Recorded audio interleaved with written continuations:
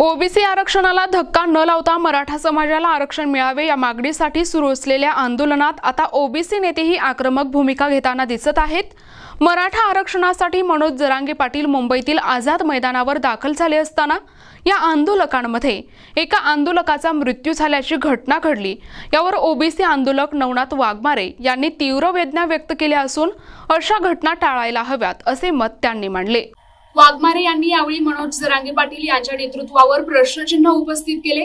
आझाद मैदानावर आंदोलन करण्यासाठी जरांगे यांना केवळ 1 दिवसाची आणि वेळेची मर्यादा देण्यात आली आहे। या पार्श्वभूमीवर वेळेची बंधन असताना जरांगे आझाद मैदानावर उपोषण कसे करणार असा सवाल विचारत नवनाथ वाघमारे यांनी जरांगे यांच्यावर टीका केली। यावेळी नवनाथ वाघमारे यांनी केवळ जरांगे पाटील यांच्यावरच नव्हे तर राष्ट्रवादी काँग्रेसचे अध्यक्ष शरद पवार आणि राज्याचे उपमुख्यमंत्री एकनाथ शिंदे यांच्यावरही टीका केली। या नेत्यांनी मराठा आरक्षणाच्या प्रश्नावर घेतलेल्या भूमिकेवर त्यांनी नाराजी व्यक्त केली, ज्यामुळे हे आंदोलन आता 2 समाजातील संघर्ष म्हणून अधिक समोर येत आहे। घटना म्हणावं लागेल। खरं तर त्यांच्या कुटुंबियाला आणि सर्वच लोकांना याचं दुःख होणार आहे।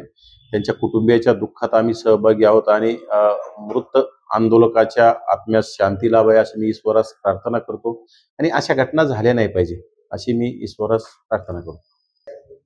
खरं तर 1 दिवसाची परवानगी म्हणता येणार नाही त्यांना। माझ्या माहितीस्तो आणि काल मी काही प्रसार माध्यमाच्या याच्यातून बघितल्याच्या माहितीनुसार ती दररोजची दररोज परवानगी दुसऱ्या दिवसाची आज परवानगी घ्यावी लागते। 1 दिवसाची परवानगी मिळते, दररोज परवानगी मिळेल, परंतु त्यामध्ये सकाळी 9 ते संध्याकाळी 6 पर्यंत अशी उच्च न्यायालयाने परवानगी त्यांना दिलेली आहे।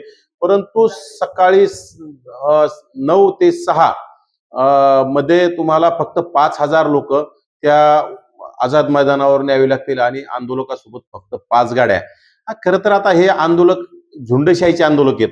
आता 5000 लोक तिथं 5000 लोकांचा निर्बंध उच्च न्यायालयाने दिल्याच्या नंतर ते पाळतात की नाही पाळतात, 5च गाड्या न्यायच्यात, ते त्यांचे नियम पाळतात की नाही पाळतात। आणि लोकशाहीमध्ये सर्वांना नियम सारखे असतात। उच्च न्यायालयाने दिलेले निर्बंध सर्वांनी पाळले पाहिजे आणि जर निर्बंध कोणी पाळत नसेल तर त्याच्यावर कठोर कारवाई झाली पाहिजे, कारण की ह्या आंदोलनाचा इतिहास आहे, आंदोलकांचा इतिहास आहे। याला झुंडशाही निर्माण करायची, दादागिरी निर्माण करायची, कुठली परवानग्या घ्यायच्या नाही आणि कधीही कुठेही आंदोलन करण्याचा यांचा इतिहास आहे आणि त्यांना आता कुठेतरी ह्या परवानग्या पाळायच्या म्हणल्यानंतर मला वाटत नाही ही परवानगी पाळतील। परंतु उच्च न्यायालयाला माझी विनंती आहे, आंदोलन आम्ही जरी करत असेल, आम्ही परवानग्या पाळत जे तुम्हाला निर्बंध दिलेत हे पाळत नसेल तर आमच्यावर सुद्धा कारवाई झाल्या पाहिजे। त्याचप्रमाणे ह्या आंदोलकावर सुद्धा कठोर कारवाया झाल्या पाहिजे जर त्यांनी चुकीचे काही कृत्य केले तर।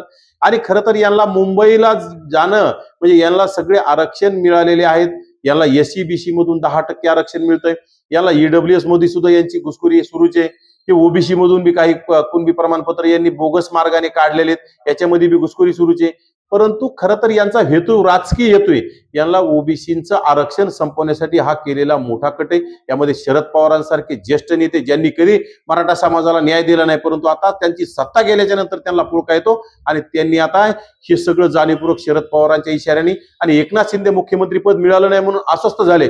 छोट्या जातीतील मुख्यमंत्री देवेंद्र फडणवीस झाल्यामुळे त्यांच्या सगळ्या दोघांच्याही बुडाला आग लागली आणि त्यांनी आता हे केलेलं षडयंत्र राज्य अस्थिर करायचं आणि काही नाही। यांना फक्त ओबीसीला जे 34,000 जागा उच्च न्यायालयाच्या माध्यमातून उच्च न्यायालयाच्या आदेशानं ओबीसीचं आरक्षण पुरवत झालं आणि 34,000 लोकप्रतिनिधी स्थानिक स्वराज्य संस्थेमध्ये जातील हे थांबवण्यासाठी केलेला हा मोठा कट आहे। बाकी कुठलंही नाही। यांच्या डोक्यात फक्त ओबीसीचं आरक्षण संपवायचंय। त्यांनी स्पष्ट सांगावं, आम्हाला आजपर्यंत म्हणत आलेत की आम्हाला नोकरी आणि शिक्षणामध्ये आरक्षण पाहिजे, परंतु आज ओबीसीतूनच हट्ट काय? ओबीसीतून हट्ट म्हणजे तुम्हाला नोकरी आणि शिक्षणाला महत्व नाही। तुम्हाला नोकरी आणि शिक्षणासाठी SC-BC हे दिलेलं आहे स्पेशल 10%, EWS मध्ये सुद्धा घुसता, परंतु तुम्हाला फक्त ओबीसीचं स्थानिक स्वराज्य संस्थेचं ओबीसीचं राजकीय आरक्षण संपवण्यासाठी घातलेला घाट आहे आणि हा येणाऱ्या काळात प्रस्थापित मराठ्यांना हा परवडणारा नाही। हे सर्वच मराठी कोण कोण याला पुढाकार करतात हे सर्व आम्हाला कळतंय आणि येणाऱ्या काळात आम्ही जशा तशी याला सगळ्यांना उत्तर देण्याचं काम करू।